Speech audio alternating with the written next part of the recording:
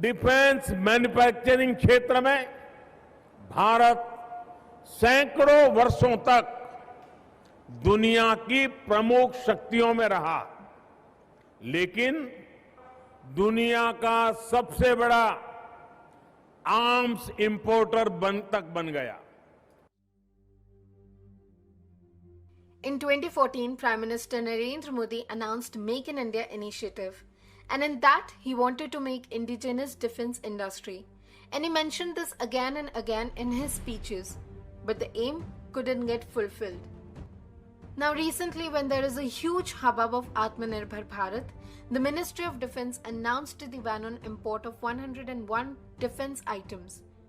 The embargoed items include high-technology weapon systems like artillery guns, assault rifles, corvettes, sonar systems, and transport aircraft.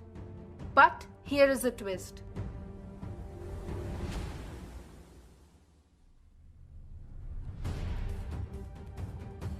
The government announced the ban when foreign acquisitions have been raining on India.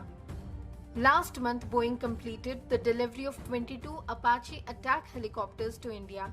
The first 5 of 36 Rafale fighters arrived, and then later New Delhi announced the procurement of 21 MiG-29 and 12 Sukhoi 30 MKI aircraft from Russia.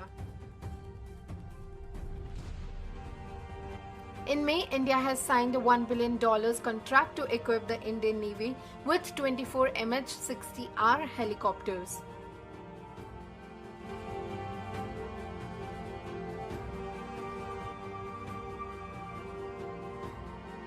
Now the announcement on the ban of 101 defense items, at least a third of these items were not being imported and are already being produced in India.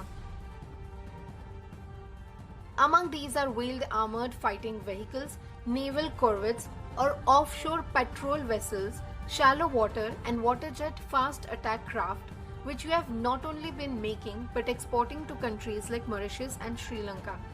India has been designing and building its own OPVs since the 1980s. So why the ban on the imported items? Presumably because the key components of those items were imported from other countries.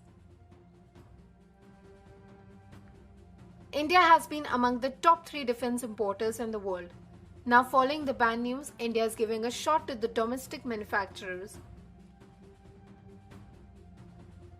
This ban on imported items provides domestic players time to build capability and capacity to produce the items. This is an opportunity for private and public manufacturers to make their designs and to adapt to the latest technologies.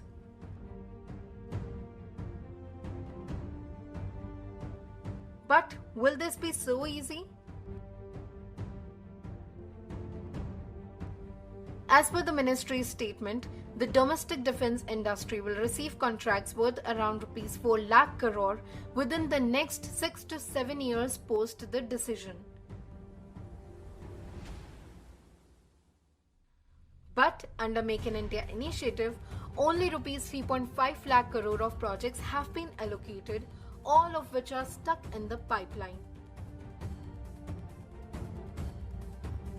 Another challenge will be to ensure that the timeline for the production of the equipment is met. The industries have to compulsorily develop technology for defense systems and platforms figuring on the negative import list, which is another name for the banned import list.